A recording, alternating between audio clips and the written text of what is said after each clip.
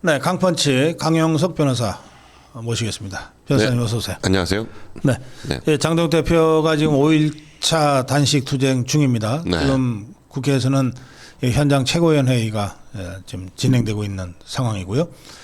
어제 그저께 뭐 소금이 섭취가 안 될 정도로 뭐 거부 반응이 있어서 네. 굉장히 힘들었다 그러는데 오늘은 조금 나아졌으면 하는 바람입니다만 네. 어떻게 보십니까?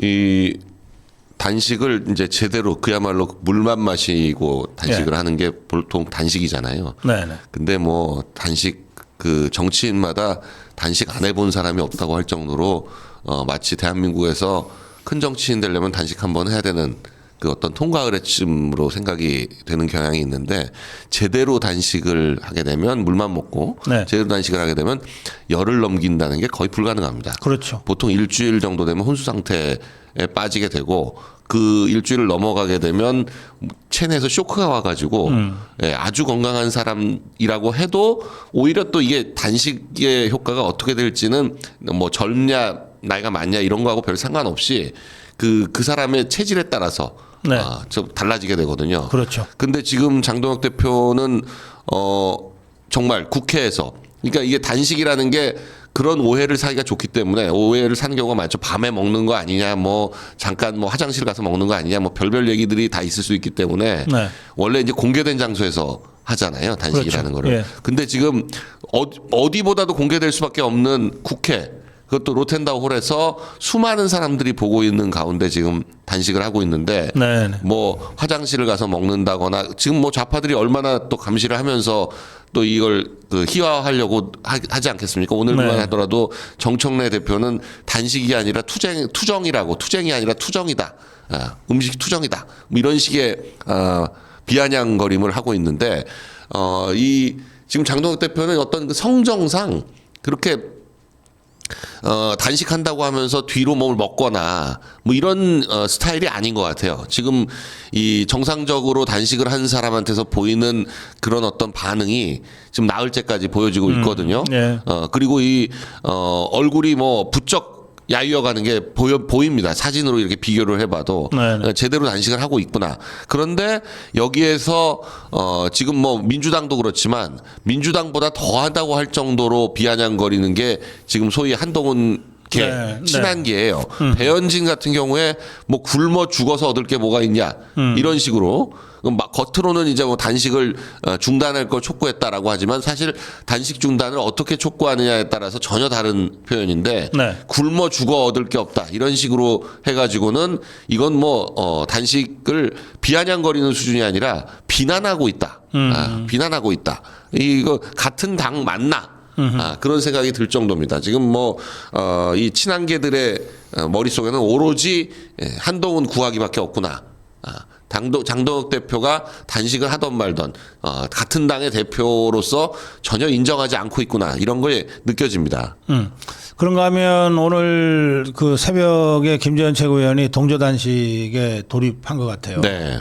동조 단식이 더 늘 가능성도 있다고 보는데요. 네. 지금 그동안 나흘 동안도 이렇게 뭐 돌아오는 것들을 보니까 이 원외위원장들도 그렇고 의원들도 그렇고 번갈아 가면서 함께 그 자리를 지켜주는 모습을 보였는데 네. 이제 동조 단식까지는 아니고 그러니까 뭐 한 8시간 정도 함께 그 자리에 앉아서 네. 아무래도 이제 혼자 이 난방도 제대로 되지 않는 그 홀이기 때문에 지금 그 춥거든요. 그러니까 네. 혼자 있으면 아무래도 또 외롭고 춥고 고통스러운데 이 당원 동지들과 당의 의원들 뭐 위원장들 이런 사람들이 함께 자리를 같이 하면 그 자체로 이 당의 어떤 결속력을 다지는 네. 그런 계기도 되고 또 지금 어제도 뭐 나경원 의원, 안철수 의원 이런 중진 의원들이 번갈아 가면서 다들 그 방문을 했거든요. 그러니까 지금 당내 의원들 중에서 지금 한 나흘 됐는데 아직 안 온 사람이 거의 없을 정도로 그렇게 당에 대한 장악력이 강해지고 있다. 네. 그렇게 보여집니다.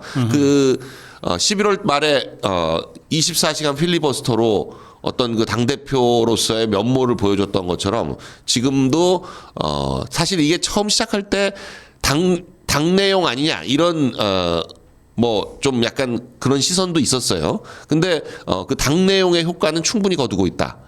그런데 지금부터는 이제 5일째, 6일째, 7일째 이렇게 넘어갈수록 이제 대여 투쟁으로서 네. 본격적으로 전환하게 될 것이다. 이렇게 보여집니다. 그런가 하면은 이제 장동혁 대표가 그 페북에다가 올린 글에 보면 멀리서 그 오는 그 꽃향기를 맡으면서 버티고 있다 뭐 이런 데뭐 네, 그 바구니 같은 꽃바구니 같은 것이 굉장히 많이 왔더라고요. 그리고 장미를 뭐 이렇게 한 송이씩 가져다 준 지지자들이 있어서 네네. 조그만 병 같은 데다가 이제 장미 한 송이를 꽂아 놓고 장미와 자신이 둘 다 물로 버티고 있다. 물만으로 버티고 있는데 장미보다는 자기가 더 버텨야 된다. 그런 비유를 해서 이 여태까지 그 단식했던 많은 정치인들이 있지만 굉장히 뭐랄까 이게 서정적이라고 해야 될지 단식을 장미에 비유하는 그런 대표 이미지를 가지고 있습니다. 그런 페북글을 보면은 무기한 단식 투쟁인데 진짜 쓰러질 때까지 하겠다는 각오가 확실히 서 있는 것 같아요. 네.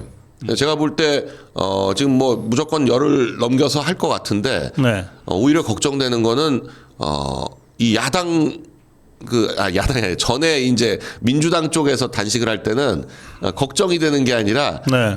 이게 뭐 얼마나 날짜 채울까 이게 그 기억하시겠지만 이재명 같은 경우에 24일 했습니다. 24일. 네. 그리고 정청래도 단식 예전에 한 적이 있는데 10한 8일 9일 뭐 이 정도 했던 것 같아요. 네네. 그러니까 그 YS가 23일을 했었는데 마치 그 숫자를 이 자기들이 넘어야 할 그런 어떤 뭐 매직 넘버다 이렇게 보는 것처럼 예. 근데 그렇게 한다는 거는 사실상 뭐 이렇게 어떤 식으로든지 영양분 섭취를 하니까 가능한 거거든요. 23일, 24일을 생으로 단식한다는 건 그건 뭐 생사를 오가는 일이기 때문에 예. 거의 불가능한 일이고 그리고 보통 이제 이제 병원에 실려가잖아요. 중간에 이제 병원에 실려가게 되면 진짜 위험하게 되면 이제 의사가 와서 보고 바로 이제 뭐 부정맥이라든지 뭐 이런 게 발생하고 그러면은 병원에 데리고 가는데 그러면 제일 먼저 하는 게 수액을 꽂는 겁니다. 예. 그래서 보통 이제 단식의 끝은 수액을 꽂는 거다 이렇게 하는데 수액 꽂고 나서 다 맞고 또 와가지고 또 하면서 그걸 날짜에다 보태기도 하고 그러니까 이게 단식이 이 정치권에서 희화될 수밖에 없는 게 그런 식으로 뽕꾸라 단식들을 워낙 많이 해가지고 그래서 이제 단식이라는 게 목숨을 걸고 정권에 대해서 투쟁할 수 있는 게 이거밖에 없다. 마지막 투쟁 수단이다. 이런 의미로 받아들여지는 게 아니라 그냥 때 되면 하는 거, 뭐 어떤 요구사항 관철을 위한 투정, 뭐 이런 식으로 비춰지는 경우가 많았죠. 그런데 지금 장동혁 대표는 지금까지는 하여간 전혀 뭐 물 외에 다른 걸 섭취하는 것처럼 보이지가 않아요. 예. 예, 뭐 이재명이나 문재인 단식 때는 보면은 이런 뭐 보통 얘기하는 마후병, 예, 보온병에다가 도대체 뭘 넣어서 마시는지 모르겠는데 보온병을 가지고 뭘 자꾸 마시는데 장동혁 대표는 계속 그 생수통에 있는 물만 마시고 그런 형태로 다른 걸 섭취하는 모습이 전혀 안 보여서 정말 저러다 정말 건강을 해치지 않을까 하는 그런 걱정이 들 정도입니다. 제가 그 지난번에 5일 단식했을 때는 이제 그 주치의 선생님한테 미리 물어봤어요. 네. 예, 뭐 저도 이렇게 적은 나이가 아닌 네. 상황이었기 때문에 그랬더니 주치의 선생님이 뭐 박사님 하지 말라고 의사가 의료적으로 하지 말라고 하더라도 할 것 같으니까 네. 그러면 한 가지만 부탁합시다라고 네. 하면서 그 이온 음료를 꼭 마셔달라 그러더라고요. 네. 이제 뭐 이게 시중에서 파는 이온 음료들 많잖아요. 네. 그게 이제 뭐 미네랄, 게토레이 뭐 이런 거죠. 미네랄 네. 때문에 이제 네. 이온 음료를 꼭 마셔달라고 그러던데 제가 그러면 이제 그 색깔이 좀 있으니까 네. 그 좌파 것들이 그거 가지고도 시비를 걸고 뭐 비난할 것 같아서 네. 그래서 제가 하여튼 저 선생님 말씀이시긴 하지만 제가 그거는 안 되겠다. 네. 그렇게 답변하고 왔어요. 와가지고 그 이제 물을 계속 마셔야 되는데 그 보통 종이컵에 그러니까 밖에서 했으니까 저는 저 헌재 앞 그쪽에서 했으니까 이 종이컵으로 물을 마셔야 되는데 그것도 걸리더라고요. 신경이 쓰이더라고요. 저 종이컵이 이제 투명하지가 않으니까 또 그거 가지고 뭐라고 그래서 할까 봐. 저 유리컵으로 다 바꿨어요. 네. 유리컵으로 다 바꾸고 진짜 물만 마셨거든요. 그러니까 이제 뭐 별거 아니지만 이제 우리 자유파 정치인들이나 자유파 국민들은 저도 이제 그런 점에 있어서는 그 진정성을 갖고 하잖아요. 네. 그래서 몸이 버티지 못해서 사흘 만에 쓰러지면 쓰러지는 거지. 네.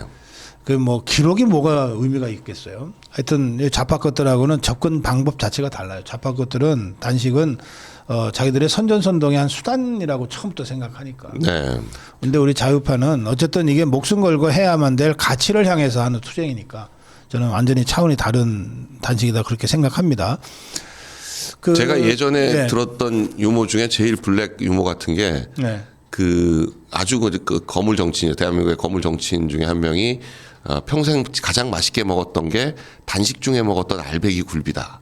뭐 이런 얘기가 있을 정도로 뭐 누군지는 아마 다들 아실 거예요. 근데 그럴 정도로 단식이라는 게 실제로 진지하게 할 수가 없죠. 진짜 네. 뭐 일주일 이상을 단식을 제대로 했다라고 하면 그러면 정말 건강을 굉장히 해칠 수밖에 없거든요. 5일 단식하셨지만 그것 때문에 상당히 오랫동안 뭐 몇 달간 후유증이 좀 있지 않으셨어요? 네, 뭐 네. 지금도 뭐 그 후유증이 완전히 사라진 건 아니고, 네. 그래서 장동혁 대표도 이 언제까지 할지 아마 쓰러질 때까지 할 것 같은데 네. 쓰러진 이후에 굉장히 그 오랜 시간 동안 그 후유증이 어떤 형태로든 올 겁니다. 그래서 저는 오히려 그게 걱정이 돼요. 장동혁 대표가 지금부터 할 일이 너무 많은데, 네. 뭐 앞으로 이제 지방선거도 뭐 치러내야 되고 하는데 지방선거 치른다는 게 이게 보통 체력으로 되는 일이 아닌데 그런 그 중대사를 앞두고 너무 건강을 해칠 정도로 단식을 심하게 했다가 이 회복하는데 또 시간도 걸리고 참 여러 가지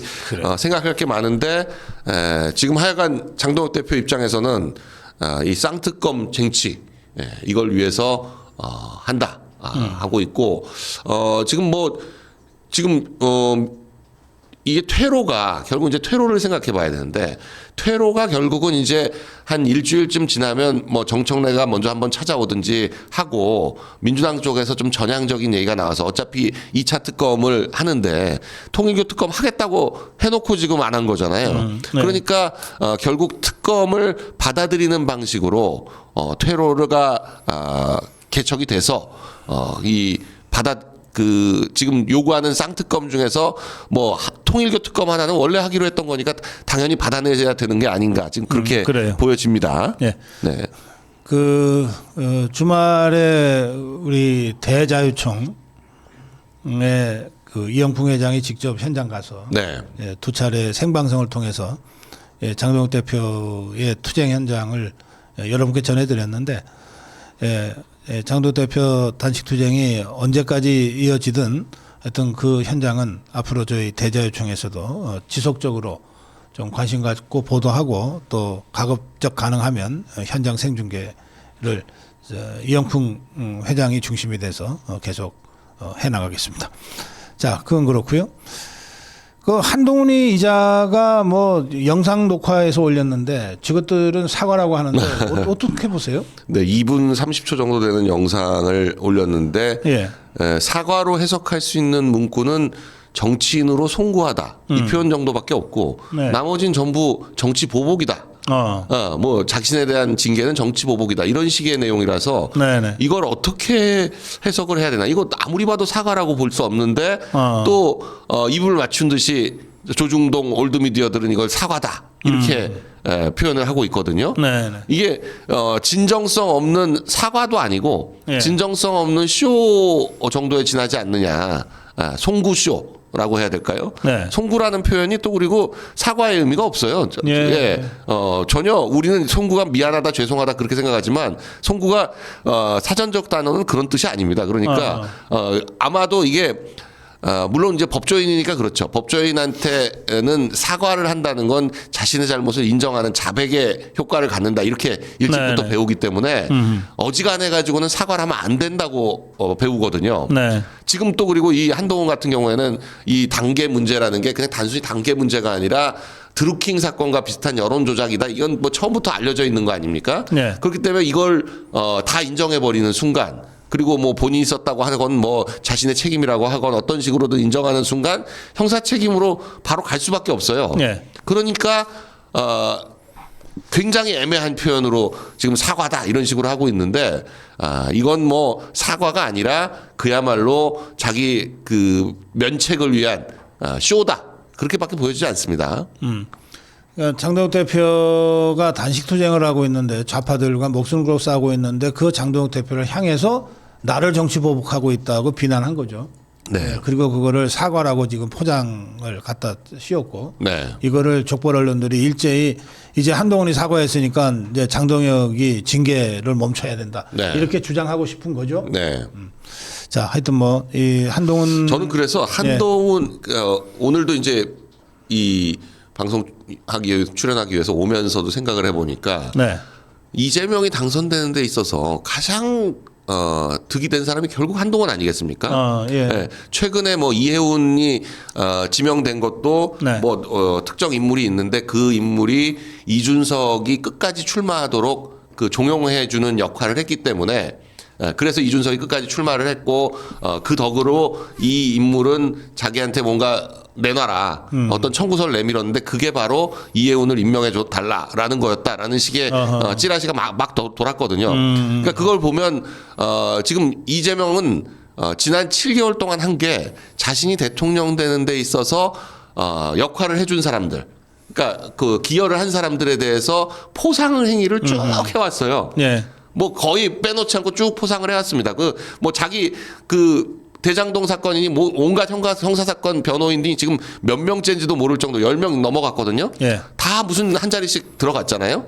그러니까 이게 무슨 변호사들 변호사비 대납해 준 거 아니냐라는 식으로 자리로 변호사비를 대납했다 이런 얘기가 나올 정도인데 예. 근데 그런 공을 따지자면 한동훈이 사실 최고의 공이죠. 예. 그러니까 한동훈 이 단계 사건에 대해서 고발이 뭐 수십 건도 더 들어가 있는데도 불구하고 경찰이 제대로 수사를 안 해요.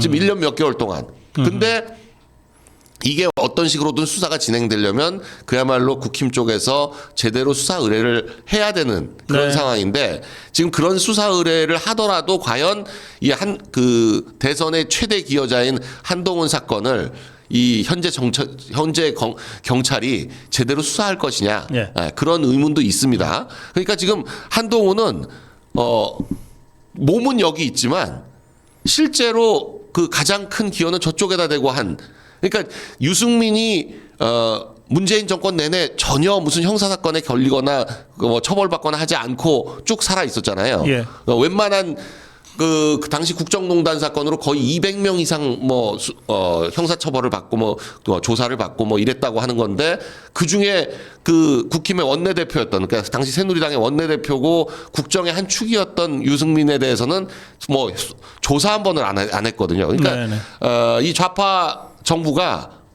이 제대로 이제 빚은 갚는 거죠. 그러니까 그렇게 생각하면 사실 지금 사태에서도 당시 당의 대표였던 한동훈에 대해서 조사조차 한 번 안 하잖아요. 내란 특검에도 그렇고 예. 각종 뭐 김건희 특검 3대 특검에서도 이렇게 조사도 안 하는 게 이게 지금 한동훈을 마치 그 공신 중에 한 명으로 보고 있는 게 아닌가 하는 생각이 들 정도입니다. 예. 그런데 지금 뭐 이 사과하고 이러는데 사과랍시고 이걸 해석해주고 방송하고 뭐 그러니까 이제 징계 철회해야 된다라고 하고 그런 이득은 과연 한동훈을 징계하지 않음으로써 가장 이익을 보는 사람이 누군지 오히려 지금 그걸 생각해 봐야 될 것 같아요. 알겠습니다. 지금 한동훈을 가장 징계 안 하면 가장 이익 보는 게 오히려 민주당이 아닌가 하는 생각이 들 정도입니다. 그건 뭐 당연한 거 아닙니까? 이제 우파를 계속 분열시키고 있으니까 그 좌파 것들 입장에서는 한동훈이 없으면 지방선거 못 치를걸요. 네. 예. 자, 지금 최고위원회의가 현장에서 지금 열리고 있는데 조금 전에 신동욱 최고위원의 발언이 좀 중요한 발언이 있어서요. 소개해드리면 국민의힘에서 의료법 등을 고려해서 국회의 의무실이 있죠. 네. 국회 의무실의 내과 의사한테 장동혁 대표에 대한 상태를 좀 점검을 해달라고 토요일에 요청을 했답니다. 네. 정식으로. 그래서 어제 일요일 오후 2시에 의료진이 방문할 예정이었다고 합니다. 단식 중에 혈압이라든지 뭐 기본 매일 체크하죠. 그걸 보통. 하고 네. 이제 어떤 진단을 하는 거니까.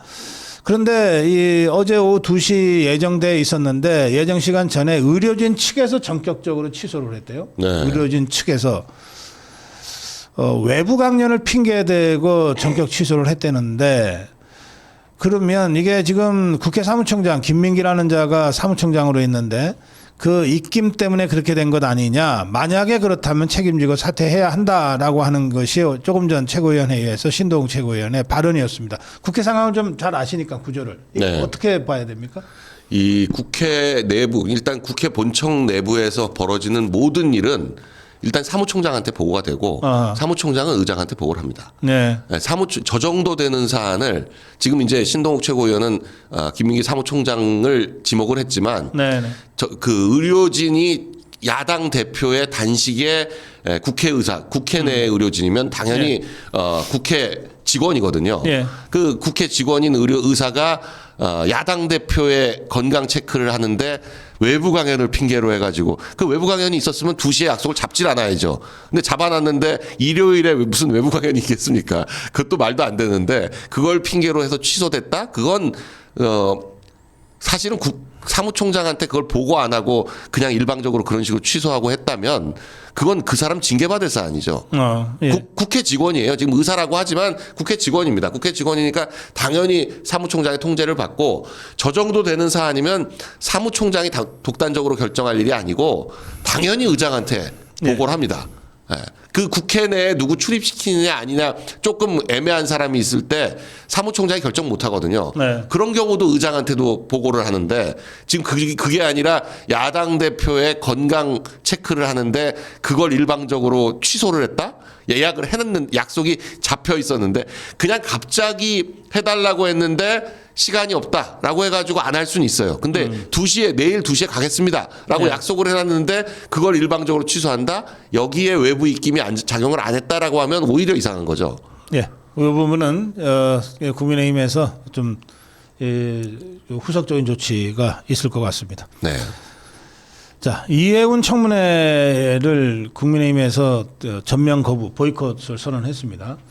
또 재정위원회 위원장이 국민의힘의 이미자 의원이기 때문에 이미자 의원도 나는 뭐 이거 청문회할 가치도 없다고 생각한다. 네. 이렇게 했는데 이런 상태에서는 머리 숫자는 저 좌파 것들이 많으니까 네. 좌파 것들이 단독으로 지그들끼리 할 수는 있다 그래요. 네. 할 수는 있는데 정치적 부담과 후폭풍이 너무 커서 아니 뭐 이해운이 문제를 왜 우리가 다 짊어져야 되냐 뭐 이런 분위기가 현재까지는 있다 그러는데 어떻게 전망하세요? 아니 이게 지금 사실 그 가장 좋은 방법이죠. 네. 어차피 지금 청문회를 하게 되면 네. 국힘의원들은 사생결단하고 이제 그동안 뭐 나온 자료들 전부 점검하려고 들 거 아니겠습니까? 네. 그럼 민주당은 그냥 손 놓고 있으면 되는 거예요. 사람은 훨씬 많은데 그러면 이제 한 명 세게 공격하고 한 1.5명은 쉬어가고 그런 코스로 해가지고 하루만 때우면 청문회는 일단 했다. 그리고 사실 워낙 나온 게 많아가지고 청문회에서 특별히 새로운 게 터져서 더 충격적일 건 없어요. 네네. 이미 나올 건 다 나왔습니다. 나올 건 다 나왔는데 그걸 이제 어떻게 받아들일 거냐, 뭐 그런 부담을 안고도 임명을 할 거냐 말 거냐 그 문제인데. 네. 근데 오히려 지금 이렇게 청문회를 보이콧해 버리면 민주당 의원들끼리 민주당과 유사 여당들 몇 명이서 같이 한다고 했을 때 이 네. 사람들도 그냥 넘어갈 수는 없잖아요. 나와 있는 걸 점검은 해야 될 거 아니겠습니까?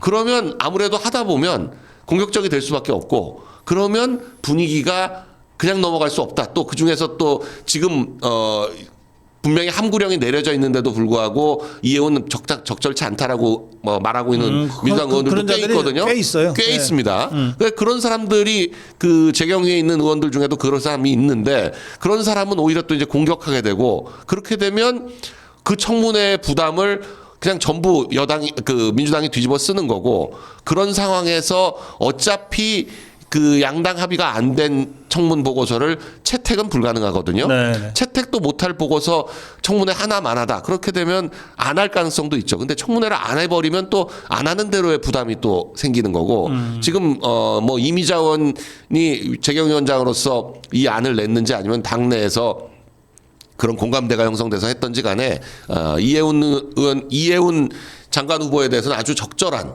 그런 대응이다 이렇게 보여집니다. 예. 자, 마지막으로 이 공천 헌금 관련이요. 지금 김경이라는 자가 자소서를 뭐 제출했다 그러고 또 주장을 하고 있는데 네. 강선우랑 김경이랑 그 강선우 밑에 보좌관 했던 남모라는 자가 얘기가 다 달라지고 있는 상태인데 네. 뭐 이른바 이게 형사 사건이니까 네. 그 뇌물죄나 또는 정치자금법 위반 형사 사건이니까 형사 사건의 연루자들 간에 이렇게 말이 달라지면 대질 신문이라도 해야 되잖아요. 네. 대질 신문도 지금 이루어지지 않고 있다는데 이거 어떻게 봐야 됩니까? 사실 이 사안에서 뭐 대질 신문이 굳이 필요하지가 않습니다. 예, 해야 될 이유도 없고 네. 이 정도 사안이면 지금 제일 중요한 건 돈을 줬다는 사람이 줬다고 하고 있고, 네. 예, 그리고 받았다는 사람도 받았다는 진술이 이미 녹음이 있어요. 그러니까 이게 뭐 정확하게 뭐 어떻게 전달이 됐고 뭐 이런 것들이 그 중요할 수도 있는데 네. 지금 그게 한쪽이 완전히 그 부인을 해야 그게 중요한데 지금은 이 세 사람들 사이에서 어느 정도의 일치점이 있습니다. 돈이 건네졌다는 거에 대한 거. 네. 그리고 이제 반환 시점이 언제냐인데 그 강선우는 직접 바로 돌려주라고 했다고 하는데 지금 그 김경은 몇 달 후에 돌려받았다. 공천받고 넉 달 후에 돌려받았다. 지금 그런 진술이 네. 이미 나왔거든요. 네. 그러니까 이미 뇌물죄 성립에는 아무 문제가 없습니다. 이거를 뭐 대질 신문을 한다는 거는 그냥 그 중에서 이제 좀 마음 약한 사람이 제일 그 얼굴 빨개지고 약간 화내고 뭐 이렇게 돼가지고 이렇게 보면 좀 누가 거짓말하고 있구나라는 게 좀 보여지는 그런 건데. 네. 근데 그거는 이제 수사하는 사람 입장에선 그런 분위기가 나오는데 네. 막상 어차피 대질 신문이 요새는 의미가 없는 게 이 경찰 조서를 나중에 가서 전부 부인을 해요. 그러니까 법정에서 어차피 얘기를 해야 됩니다. 근데 법정에서는 대질 신문 안 하거든요. 그냥 마찬가지가 됩니다. 결국 이제 판사가 판단하는 상황이 되고 네. 그렇기 때문에 그러면 지금 이 김경희하고 강선우하고 그 보좌관 남모라는 자 네. 어느 쪽 말이 제일 그래도 사실에 근접해 있는 것 같아요. 지금 보면 김경이 제일 진실에 가깝게 얘기를 해나가고 있는 것 같아요. 본인이 억울하고 네. 그리고 자기는 어차피 준 사람 입장이기 때문에 받은 사람보다는 준 사람이 처벌이 수위가 훨씬 약하거든요. 근데 지금 더구나 달라 그래서 줬다고 지금. 달라 그래서 줬다 그러면 좀 더 이게 좀 달라지죠. 어차피 나는 갈취당한 피해자다. 아니 근데 갈취는 아니지만 자기가 이익이 있으니까 뇌물 공여가 뭐 달라지는 건 아니지만 정황상으로 저쪽에서 구체적으로 요구한 거하고 내가 알아서 준 거하고는 굉장히 차이가 있는 거죠. 근데 지금 그 남 보좌관이 제일 억울하겠죠. 자기는 자기가 돈 받은 것도 아닌데 지가 쓴 것도 아니고. 네, 덤태기 써야 되니까. 그러니까 이제 나중에 가면 다 이제 강선우가 이제 완전히 배지가 떨어지는 상황이 확실해지고 아무도 이제 지켜주지 않을 게 확실해지면 네. 남은 나중에 가면 이제 진실을 얘기하게 될 겁니다. 이 남보좌관이라는 사람은. 그러니까 결국 두 사람이 진실을 결국 얘기할 수밖에 없게 돼요. 그러니까 강선우를 지금 내일 조사를 한다고 하는데 내일 조사에서 강선우가 이제 어느 정도까지 인정하게 될 거냐. 이제 그게 관전 포인트가 될 것 같습니다. 알겠습니다. 네. 마무리 한 말씀 듣겠습니다. 네, 지금 뭐 이 지방선거를 눈앞에 두고 지금 이 사건이 터져가지고 네. 이번 지방선거에 굉장히 영향을 많이 미칠 것 같아요. 이미 또 뭐 홍준표 전 시장 하루에 고장난 시계도 하루에 2번은 맞는다고 예, 계속 지금 그 가끔씩 맞는 말을 하는데 또 지금 국회의원은 15억 구청장은 10억이다 이 얘기를 또 했어요. 이게 공정가액이다 뭐 이래가면서 단가가 좀 세네. 국회의원하고 구청장이니까 그 정도 되겠죠. 저는 그럼 1억은 아무것도 아니네. 시의원하고 구청장하고는 레벨이 다른 거죠. 네. 네. 근데 이 지금 민주당 쪽에서 흘러나오는 얘기는 저 지방 그러니까 구의원급은 뭐 4천, 5천 그리고 시의원은 1억 뭐 이 얘기가 나왔는데 그 위에서는 어떻게 되는지 그 홍준표 시장이 아주 그냥 공천가를 불러준 거죠. 그분은 뭐 공천관리위원회도 많이 하고 대표도 많이 네. 했었고 하니까 네. 잘 아시겠죠, 뭐. 그런데 이번 지방선거에도 지금 김경희 하는 얘기가 굉장히 관심이 되는 게 나만 걸린 거다. 이거 다 하는 거다. 이런 얘기를 하고 있거든요. 네. 그러니까 민주당 내에서 얼마나 사실 공공한 얘기였어요. 늘 예전부터 호남 쪽 국회의원은 다 비례대표다. 그런 얘기가 있었거든요. 비례대표는 원래 그 옛날부터 그 돈전자 전국구로 불렸었잖아요. 예. 근데 호남 쪽 공천은 원래 비례대표하고 큰 차이가 없다. 그리고 오히려 더 낸다. 왜냐하면 지역구니까 그 국회의원 됐을 때 비례대표하고는 힘이 그 어떤 대우가 다르기 때문에 어차피 돈 내고 할 거라면 그 호남의 지역을 받는 게 낫다. 이런 얘기가 있을 정도인데 지금 보면 서울에서도 지금 지역별로 돈을 받는다는 얘기 아니에요. 예. 네. 그러니까 이게 이렇게까지 하면서 비례대표 뭐 지역구 지방의원을 뽑아야 되는 것인가에 대한 근본적인 어떤 검토가 좀 필요한 시점이 아닌가 싶습니다. 예. 오늘 월요일 아침 강펀치 강영숙 변호사와 함께 전국 현안에 대해서 정리 말씀 들었습니다. 고맙습니다. 네, 감사합니다.